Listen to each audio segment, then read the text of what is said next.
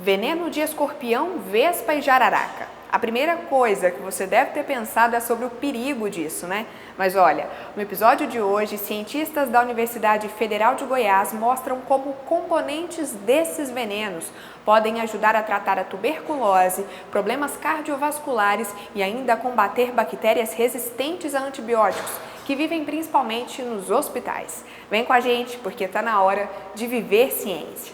Átomos e inferências, robôs que trabalham sem terno, resíduos postos à venda, vacina contra o cemitério, conforto e freio nas ganas, planeta é mais que hemisférios, ciência mata, ignorância, desvenda olhos e mistérios.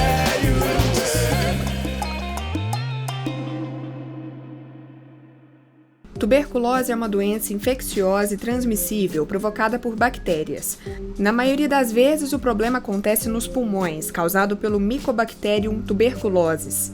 O principal sintoma é a tosse seca, que pode vir com febre à tarde, suor à noite, perda de peso, cansaço e fadiga. Falando em números, no Brasil, a cada ano são 70 mil novos casos e em torno de 4.500 mortes. Há algumas décadas, o ser humano já conhece estratégias para combater a tuberculose. Só que as bactérias têm a capacidade de se tornar resistentes aos antibióticos. A boa notícia é que pesquisadores da UFG acabam de desenvolver um novo fármaco que pode ser outra alternativa para combater a doença.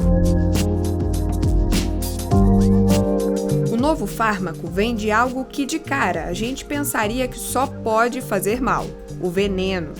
Os insetos, e os animais em geral, eles não têm um sistema de proteção, um sistema imune tão desenvolvido igual o nosso. Mas, mesmo assim, eles não ficam doentes. Eles não pegam bactérias, eles não pegam vírus. Então, a ideia foi procurar se nas substâncias que eles usam, que no caso são os venenos, que eles passam no corpo, eles passam na colmeia, eles passam no ambiente onde eles vão ter os filhos, se nos venenos teriam substâncias com ação bactericida que pudesse ser usado pelos homens. Nessa busca, os cientistas estavam atrás dos peptídeos, pequenos pedaços de proteína. O que é proteína? Proteína todos nós temos, faz parte do nosso corpo, é o constituinte das nossas células, do nosso sangue, todo o nosso corpo tem proteína. Se você encontrasse uma proteína, um pedacinho de proteína que tivesse ação contra o bacilo da tuberculose, essa ação a gente chama microbicida, você teria menos chances de ter efeito colateral, porque peptídeos são coisas que nós mesmos temos. E foram nos venenos do escorpião amarelo e de um tipo de vespa que os peptídeos certos foram encontrados. Professora, como é que esses peptídeos agem dentro do nosso organismo para combater a bactéria? Eles tanto podem encontrar a bactéria que está fora das células, quanto aquelas que já estão dentro e vivendo dentro das células do nosso corpo. Como os peptídeos são substâncias que as próprias células usam para se alimentar, então as células pegam esses peptídeos ou eles se difundem e lá dentro eles encontram a bactéria ou do lado de fora, que vai agir bem na parede dela, na superfície dela, fazendo com que ela perca a capacidade de trocar nutrientes. Então ela acaba morrendo. E como ele age só na superfície, ele não entra na bactéria, ele não evita alguma função da bactéria, não dá tempo da bactéria elaborar um mecanismo de resistência. Porque quando ele se liga, ele não solta mais e aí ela não tem como sobreviver. A outra estratégia é porque o peptídeo ele difunde facilmente. Ele poderia se difundir através do granuloma, que é a estrutura que nosso próprio corpo faz para se proteger da micobactéria, mas como o peptídeo ele é solúvel, ele atravessa membranas, ele seria facilmente transportado para dentro desses granulomas. Hoje em dia, o tratamento da tuberculose é feito com 4 antibióticos. Essa combinação é eficiente, desde que a pessoa não pare o tratamento antes do tempo certo, 6 meses no mínimo. Caso a pessoa não tome o medicamento regularmente, ou ele deixe de tomar o medicamento, como a bactéria consegue se esconder muito bem no organismo, ela passa a ter a habilidade de ter resistência aos antibióticos. Então se torna mais difícil tratar a tuberculose quando ela volta. Porque quando a pessoa volta a ter tuberculose e ela tem a tuberculose resistente, ela já transmite para os outros o bacilo resistente. Então, aquela pessoa que ela contaminar já não vai ser tratada pelos antibióticos convencionais. Até o que se sabe até hoje, né, que tudo muda, né? Mas até o que se sabe até hoje não existe mecanismo de resistência elaborado por bactérias para peptídeos antimicrobianos. Então, com certeza seria uma alternativa. Já tem o fármaco, já é comprovado que ele é eficiente. Sim. Como é que isso chegaria às pessoas no tratamento? A próxima etapa agora é fazer o escalonamento. Porque para você fornecer um fármaco para a sociedade, você precisa produzir em larga escala, né?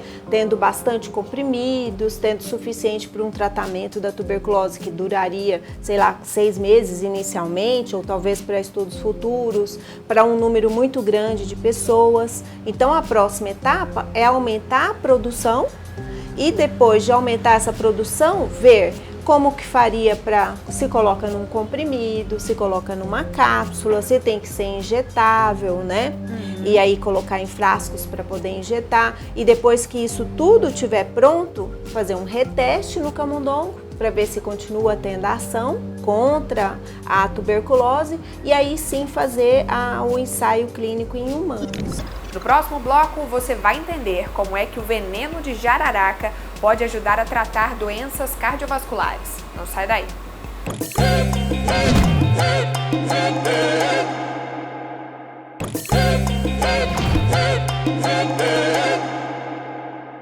Só em 2019, mais de 280 mil brasileiros morreram por causa de doenças cardiovasculares. Na Universidade Federal de Goiás, pesquisadores investigam de perto o veneno de jararaca para entender como componentes dele podem ajudar a combater esse problema. Um dos pesquisadores pioneiros nos estudos sobre ações biológicas de veneno de serpente aqui no Brasil, lá na década de 60, foi o pesquisador Sérgio Ferreira, da USP. Ele observou que os venenos da serpente Bothrops jararaca tinha duas ações importantes. Ele potencializava a ação da bradicinina e inibia uma enzima, uma importante enzima do nosso organismo chamada de enzima conversora de angiotensina. E com esses efeitos, reduzia a pressão arterial.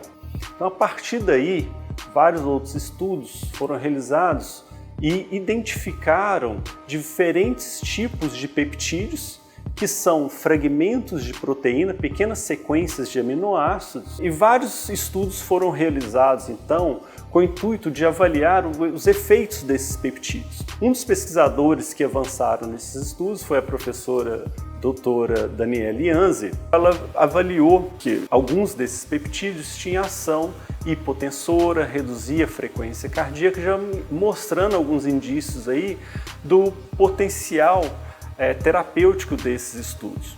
Exemplo desse potencial a gente já vê. Hoje, um dos fármacos mais usados para tratar hipertensão ao redor do mundo, o captopril, vem de 2 peptídeos retirados do veneno da jararaca. E não param as pesquisas para entender como agem os peptídeos do veneno. Bom, e a partir disso nós iniciamos aqui o estudo e desenvolvemos 2 dissertações de mestrado, uma do aluno Pedro Alves e da aluna Érica Fernandes Jesus, no qual eles fizeram 2 trabalhos diferentes, no qual nós observamos efeitos diretos tanto no vaso, na artéria de ratos, como no coração de ratos. Alguns desses peptídeos promoviam vasodilatação arterial, tanto de artérias sistêmicas quanto da artéria coronária. E num outro trabalho, desenvolvido pela aluna Érica, nós observamos que o tratamento crônico com um desses peptídeos, o peptídeo BJ-PRO7A, que apresenta uma sequência de 7 aminoácidos, nós tratamos cronicamente os animais que já apresentavam hipertensão arterial e nós vimos que ele preveniu o desenvolvimento de algumas disfunções no coração destes animais. A partir do momento que a gente avaliou o efeito desses peptídeos, o próximo passo agora vai ser desvendar, elucidar melhor o mecanismo de ação desses peptídeos. O que exatamente esse peptídeo está causando nas células, para gerar os resultados observados. A importância de se estudar alvos terapêuticos para o tratamento de disfunções cardiovasculares de uma forma geral é bastante claro, simplesmente porque hoje a principal causa de morte no mundo são as doenças cardiovasculares, ou seja, 30% das pessoas que morrem hoje no Brasil e no mundo são decorrentes de doenças cardiovasculares, apesar de ter atualmente uma grande gama de medicamentos já no comércio que podem ser utilizados para o tratamento dessas doenças. Ainda há necessidade de estudos que objetivem o desenvolvimento de novos fármacos, principalmente fármacos que sejam mais eficazes do que os já existentes e que possam causar menores efeitos adversos ou efeitos colaterais. Mas, para um componente do veneno virar remédio, não basta funcionar para tratar o problema. É preciso, por exemplo, ter certeza de que ele não é tóxico ao corpo e encontrar maneiras de preservar a estrutura, porque um peptídeo se degrada facilmente. Inicialmente tem que fazer um estudo para que seja feita uma alteração, talvez, na molécula desse peptídeo, para melhorar a estabilidade dele, ou então fazer estudos para que se criem moléculas sintéticas que tenham efeitos semelhantes a desses peptídeos e aí sim fazer uma aplicação, fazer um estudo mais aplicado na clínica. Para que toda pesquisa ocorra, é extremamente fundamental que haja investimento, desde investimento para a compra de insumos, para a manutenção dos animais, investimento para o pagamento de bolsas para os pesquisadores, para alunos de pós-graduação. Sem haver investimento, não tem como ocorrer pesquisa científica em lugar nenhum no mundo. Meu nome é Gustavo Mendes, eu sou gerente geral de medicamentos e produtos biológicos na Anvisa. E aqui na GGMed a gente tem por atribuição avaliar os medicamentos para fins de disponibilização no mercado. O que a gente avalia aqui é desde as pesquisas clínicas, que envolve os estudos em humanos e também em modelos animais, para demonstrar segurança e eficácia, e também aspectos da qualidade. A gente avalia a estabilidade, a pureza, o método de fabricação, o controle de qualidade do produto. Essas ações são o que a gente chama de avaliações pré-mercado, porque são importantes para a tomada de decisão sobre uma possível comercialização desse medicamento.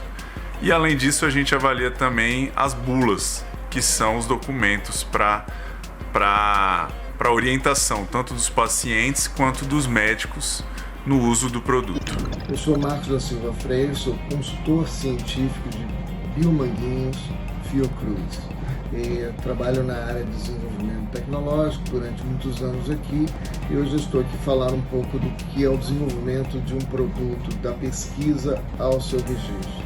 Bem, tudo começa com dados de pesquisa básica e você trabalha esses dados para provar o seu conceito usando modelos animais e desenvolver o processo de produção que você quer utilizar no futuro. Isso permite você produzir lotes pilotos em boas práticas de fabricação e dali você leva para estudos clínicos, fase 1, fase 2, fase 3, olhando a parte de segurança, um pouco de dose-resposta e eficácia. A partir do momento que você consegue chegar a estes resultados, você requer um registro na agência regulatória, no caso do Brasil, a Anvisa. E aí você consegue realmente chegar com o seu produto no mercado. Normalmente esse tempo é em torno de 10 a 15 anos, no caso de uma vacina, por exemplo, extremamente normal. De uma forma bem resumida, é assim que você consegue registrar um produto a partir de uma determinada pesquisa básica. No próximo bloco, a gente mostra como partes de venenos podem ajudar a combater bactérias resistentes que circulam principalmente pelos hospitais. A gente já volta.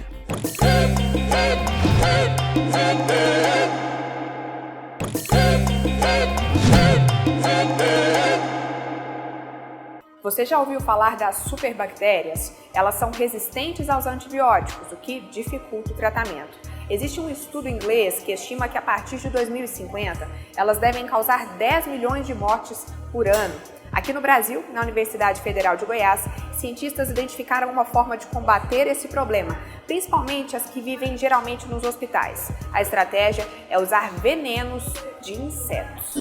A maioria das bactérias que a gente tem resistente, elas estão presentes nos hospitais. Os pacientes que estão muito debilitados ou que o antibiótico não faz efeito, acabam selecionando essas cepas. Essa bactéria também resistente, ela consegue sobreviver ao ambiente hospitalar. Como é que, de forma resumida, os antibióticos funcionam? Por que às vezes eles não conseguem combater algumas? Então, a bactéria ela desenvolve diversos mecanismos para combater esse antibiótico. Um deles é esse biofilme, que é essa proteção que ela faz para que o antibiótico não chegue até ela. E ela tem estruturas que degradam esse antibiótico, e também o antibiótico, para ele ter o efeito, ele tem que se ligar a certas estruturas bastante específicas dessa bactéria. Quando a bactéria tem uma mutação, ela tem algumas estruturas que são modificadas. Ele não consegue atuar nessa bactéria. Sabendo que as principais bactérias resistentes estão nos hospitais, Rogério decidiu pesquisar como evitar que elas prejudiquem pacientes com problemas cardíacos que passam por um procedimento específico: implantar esse pequeno objeto de metal, que é uma endoprótese coronária. Ela é utilizada para desobstrução da artéria ou veia quando o paciente tem a formação da placa arteriosclerótica, aquela placa de gordura. A placa impede o fluxo sanguíneo e a endoprótese atualmente é o sistema mais fácil e mais barato que você tem. Então ela é bastante simples e bastante segura. No entanto, se o paciente ele tem algum tipo de complicação, essa bactéria pode aderir e formar uma infecção nessa endoprótese. Durante o doutorado, o pesquisador Rafael testou como peptídeos, pequenas proteínas dos venenos de vespa e do escorpião amarelo, podem combater bactérias resistentes. Dá para ver o resultado nessas imagens microscópicas. Na da esquerda, a endoprótese está cheia de pontinhos brancos, que são as bactérias. Já a imagem da direita mostra a endoprótese depois de receber o tratamento com peptídeo. O biofilme bacteriano, barreira que as bactérias criam para se proteger, foi derrotado pelos peptídeos em dois aspectos. Eles podem impedir a formação dessa barreira e também rompê-la, quando ela já estiver formada. Qual que é o maior problema do uso do peptídeo? É o custo dele. A produção de 1 grama desse peptídeo é bastante caro para um tratamento efetivo. A ideia é você sempre ter um melhoramento dessa estrutura, um peptídeo bastante simples que consiga afetar. A gente viu que a concentração que a gente usa para tratar essas bactérias é bastante baixa. Então já vai reduzir um pouco esse custo do tratamento com o peptídeo. O caminho para isso chegar até as pessoas, para elas poderem usar, ser usado em hospital, ainda é um pouco longo, mas já está acontecendo, Sim, né?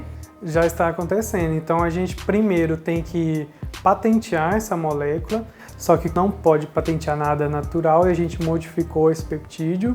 A gente está refazendo os testes para confirmar se esse peptídeo funciona.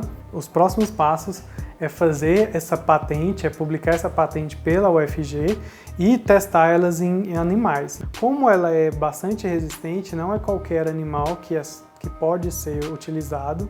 Então a gente está buscando alguns camundongos em São Paulo para testar essa bactéria. Na opinião do Zeke, de 5 anos de idade, só dá para um veneno ajudar a tratar doenças se os cientistas fizerem uma poção. Tá na hora do Casulo de Ideias.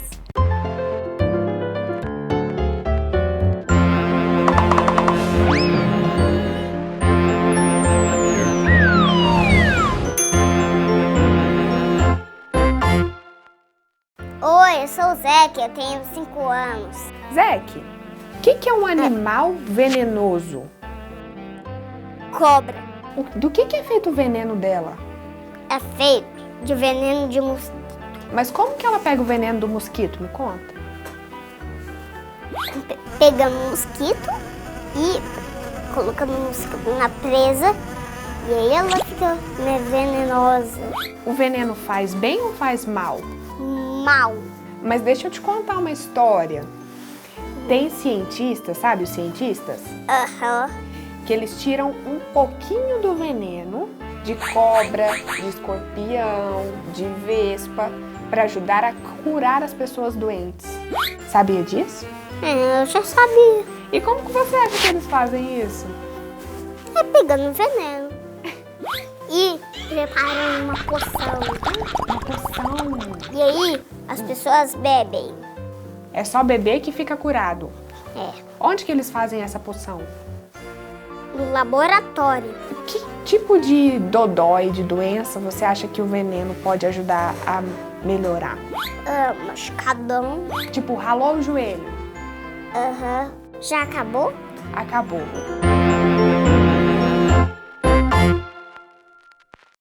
O Viver Ciência de hoje fica por aqui. Continue acompanhando as descobertas científicas. Muito obrigada pela companhia.